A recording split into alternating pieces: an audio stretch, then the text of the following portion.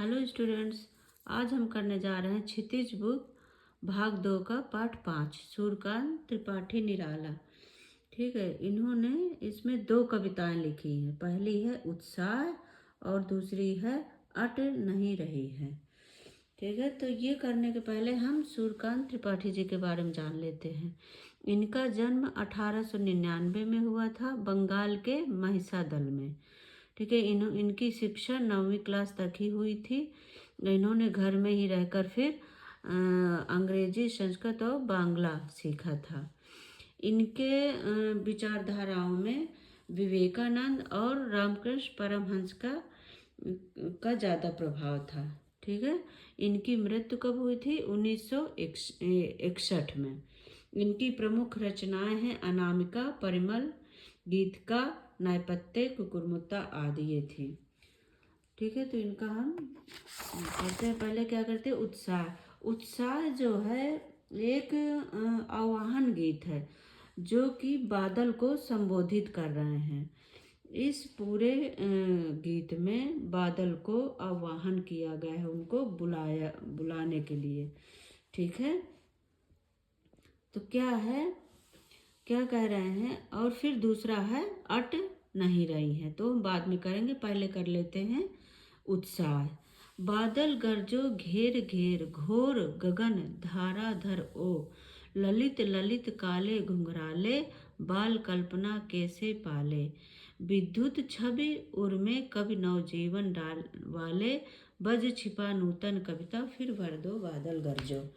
इसमें क्या कह रहे हैं? देखो, बादल गरजो, इसमें तो कुछ मीनिंग बताने की जरूरत है नहीं। घेर घेर यानी कि घेर लो, पूरे गगन को घेर लो, घोर पूरी तरह से। धाराधर, धाराधर कौन है? जल को धारण करने वाले यानी कि बादल। हे बादल, इस गगन को, आकाश को पूरी तरह से घेर लो। ठीक है, खूब आओ, बहुत सारे बादल आओ और घेर लो पूरे गगन को। ललित ललित काले घुंघराले, सुंदर सुंदर काले घुंघराले बालों से जैसे लगने वाले बादल। जैसे सुंदर छोटा बच्चा होता है, उसके घुंघराले बाल होते हैं ना, काले घुंघराले बाल, उसी तरह के तुम्हारे बादल, उसी बच्चे के बालों जैसे लगने वाले बादल, उसी तरह तो पूरे आकाश में को घेर लो। ठीक है, बाल कल्पना कैसे पाले, जैसे बच्चा जो है, छोटा से बच्चे के बहुत सारी कल्पनाएं होती है, वो कल्पना पाले होता है। उसी तरह से तुम बहुत सारे कल्पनाओं को लिए हुए तुम पूरे आकाश को घेर लो। ठीक है, काले काले बादल सुंदर लगने वाले पूरे गगन को घेर लो। विद्युत छवि उर्मे कवि नवजीवन वाले, बज छिपा नूतन कविता फिर भर दो बादल गरजो। क्या करें? विद्युत छवि उर्मे, ये दोनों लाइनें मिली हुई हैं। ठीक है, तो इनका कैसे है जीवन? इसका क्या आएगा? अपना नया जीवन देने के लिए बज छिपा कर आते हो। ठीक है, अपना नया जीवन देने के लिए बज छिपा कर आते हो। जिस प्रकार कवि जो है नवजीवन, जिस प्रकार कवि जो है नई कविता जब लिखता है, नई कविता लिखने के पहले बहुत सारे नए नए विचार उमड़ते हैं उसके मन में, उसके हृदय में। ठीक है, उसी प्रकार, उसी तरीके से आपके हृदय में भी बिजली चमकती रहती है। उसी तरह बहुत सारी बिजली आपके अंदर भी है। वो बिजली लेकर आओ, फिर भर दो, फिर बरसो और भर दो इस धरती को, और बादल गरजो, और खूब गरजो, खूब बरसो। ठीक है, इन लाइनों में बस इतना ही है इसका। अगला क्या है? विकल विकल उन्मन थे, उन्मन विश्व के निदान के, सकल जन आए अज्ञात दिशा से, अनंत के घन तप्त धरा जल से, फिर शीतल कर दो बादल गरजो। यहाँ पे क्या कह रहे हैं? विकल विकल उन्मन थे, फिर से इसको हरा भरा कर दो। क्या कह रहे हैं? विकल विकल उन्मन थे, उन्मन विश्व के निदान के, सकल जन, फिर से इसको हरा भरा कर दो। क्योंकि गर्मी से सब कुछ जब सूख जाता है, तो वो कह रहे हैं फिर से यहाँ सब कुछ हरा भरा कर दो। यहाँ के लोग बहुत परेशान हैं। किससे परेशान है? गर्मी से। ठीक है। आए तो आए अज्ञात दिशा से अनंत के घन, आए अज्ञात दिशा से, और जब तक हम यह वो क्या है, अज्ञात दिशा से आए और बहुत सारे बादल, ठीक है, बहुत सारे बादल अज्ञात, क्योंकि बादल है किसी भी दिशा से आ सकते हैं, तो ये कह रहे हैं अज्ञात दिशा से आए हैं और बहुत से बादल। जब हम ये गीत गा रहे थे तभी अज्ञात दिशा से बहुत सारे बादल आ गए, ठीक है।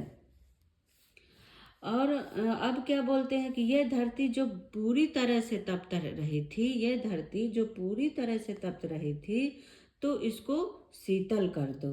आइए और बरसिए इस पूरी धरती को तृप्त कर दीजिए, ठीक है, उसकी प्यास बुझा दीजिए, ठीक है।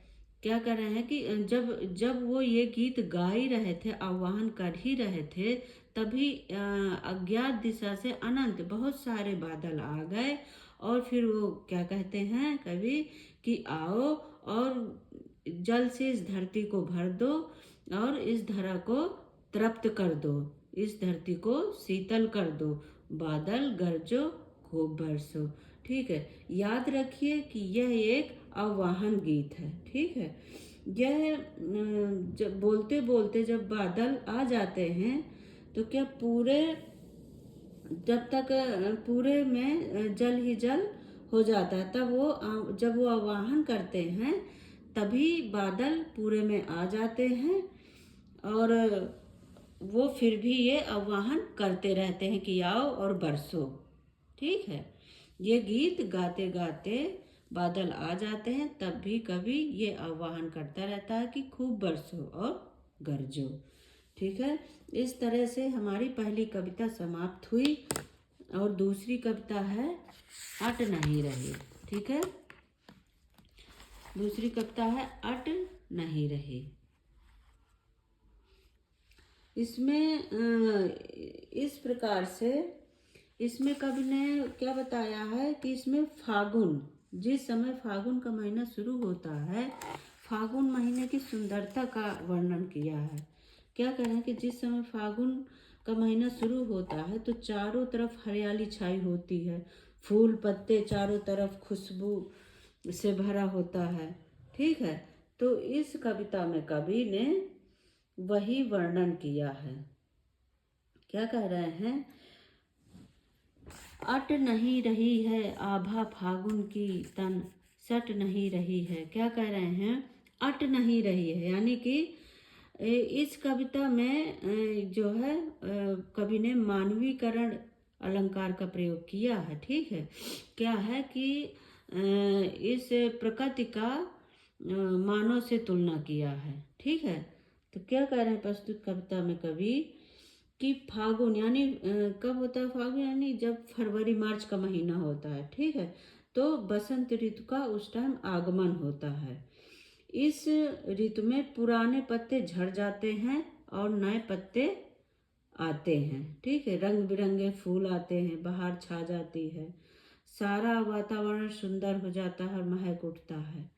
तो वही यहाँ कह रहे हैं अट नहीं रही है आभा फागुन की, मतलब इतनी सुंदरता है कि आंखों के सामने से हट नहीं रही। ये आभा सुंदरता फागुन की सट नहीं रही है, ये बाहों में भी भर नहीं रही है, ठीक है। ये हम बाहों में इसको समेट भी नहीं पा रहे हैं, कहीं सांस लेते हो घर घर भर देते हो। क्या कह रहे हैं यहाँ पे कि कहीं भी सांस लो सुंदर खुशबू ही खुशबू है, सुगंध से पूरा वातावरण महक उठा है, घर घर भर देते हो, घर घर में भी, क्योंकि घर में भी गमलों वमलों में फूल खिल जाते हैं, तो कह रहे हैं घर घर भर देते हो। उड़ने को नभ में तुम, अब यहाँ उड़ने को क्या, पक्षियाँ, पक्षियाँ भी ऐसा वातावरण देख के वो भी आकाश में उड़ते हैं, तो वही कह रहे हैं उड़ने को नभ में तुम पर कर देते हो, तुम नभ में आकाश में उड़ने के लिए भी मजबूर जो पक्षियों को मजबूर कर देते हो, वो भी खूब उड़ते हैं। आँख हटाता हूँ तो हट नहीं रही है, अगर मैं इस आभा से आँख भी अपनी हटाना चाहूँ तो मैं इसे हटा नहीं पा रहा हूँ, ठीक है। पत्तों से लदी डाल, क्या कर रहे हैं, पत्तों से पत्तों से लदी डाल, कहीं हरी कहीं लाल। अब क्या है, कहीं कहीं पत्ते डालियां हरे हरे पत्तों से लदी हैं, ठीक है। और फूल क्या, कहीं हरे हैं कहीं लाल है पीले हैं, इस तरह से कहीं पर रंग बिरंगे हैं सब।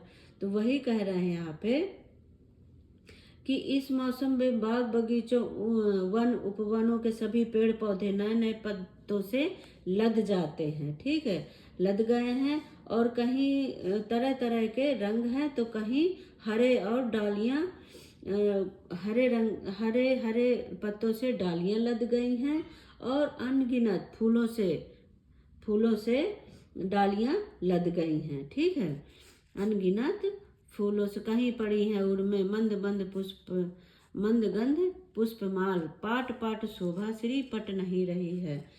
तो यही कह रहे हैं यहाँ पे कि जिससे कवि को ऐसा लगता है, कवि कह रहे हैं कि ऐसा लग रहा है कि मंद मंद क्या, मंद गंध पुष्पमाल, ऐसे लग रहा है जैसे कवि कह रहे हैं कि इस सर्वव्यापी सुंदरता को कवि को कहीं और छोड़ नजर नहीं आ रहा है। वो कह रहे हैं कि चारों ओर सुंदर सुंदर ही दिख रहा है, पाट पाट शोभा श्री पट नहीं रही है। कहते हैं कि फागुन की सुंदरता अट नहीं रही है, ये शोभा किसी मतलब हम समेट नहीं पा रहे हैं, ठीक है, इतनी सुंदरता बढ़ गई है। तो इसका एक संक्षिप्त वाक्य थोड़ा सा देख लेते हैं, छोटा छोटा सा, क्या क्या है ऊपर से, कि इस मौसम में बाग बगीचे वन उपवनों, ठीक है, कि क्या कह रहे हैं कवि, अट नहीं रही है, आभा फागुन की तन सट नहीं रही है। तो इस कविता में फागुन यानी फरवरी मार्च के महीने के बसंत ऋतु का आगमन होता है। इस ऋतु में पुराने पत्ते झड़ जाते हैं और नए पत्ते आते हैं, रंग बिरंगे फूल की बहारें छा जाती हैं और उनकी सुगंध से सारा वातावरण महक उठता है। तो इसका एक सारांश हम जान लेते हैं। कवि को ऐसा प्रतीत होता है मानो जो फागुन के महीना, इसमें सांस लेने में सब जगह सुगंध ही सुगंध फूल गई है। वे चाह कर भी अपनी आंखें इस प्रकृति से हटा नहीं पा रहे हैं, ठीक है, आंख हटाता हूँ तो हट नहीं रहे, वो चाहे भी तब भी वो अपनी आंखें नहीं हटा पा रहे। पत्तों से लदी डाल, कहीं हरी कहीं लाल। कह रहे हैं कि इस मौसम में बाग बगीचों वनों उपवनों के सभी पेड़ पौधे नए पत्तों से लद गए हैं, कहीं कहीं कई रंग के हैं, ठीक है, कहीं लाल हैं कहीं हरे हैं तो कहीं पीले हैं, और डालियां अनगिनत फूलों से लद गई हैं, जिससे कवि को ऐसा प्रतीत होता है, ऐसा लग रहा है कवि को जैसे कवि को कहीं इस सुंदरता का और छोर नजर नहीं आ रहा है, पाट पाट शोभा श्री पट नहीं रही है, इसका कहीं किनारा नजर नहीं आ रहा और छोर नजर नहीं आ रहा। कवि कहते हैं कि फागुन की सुंदरता अट नहीं रही है। तो इस तरह से हमने ये लेसन पूर्ण किया, अट नहीं रही की व्याख्या भी पूर्ण किया, और इसके बाद हम आपके लिए इसके क्वेश्चन आंसर लाएंगे। आप इसको ध्यान से देखें, ठीक है, ध्यान से पढ़ेंगे तभी ये आपको समझ में आएगा। इसमें बसंत ऋतु का वर्णन किया है कवि ने। तो ठीक है बच्चों, आप इसके क्वेश्चन के लिए मैं नेक्स्ट वीडियो जल्दी लाऊंगी। आप इसको पढ़ें समझें, जो ना समझ में आए कमेंट करके पूछें। और ठीक है बच्चों, थैंक यू, बाय बाय।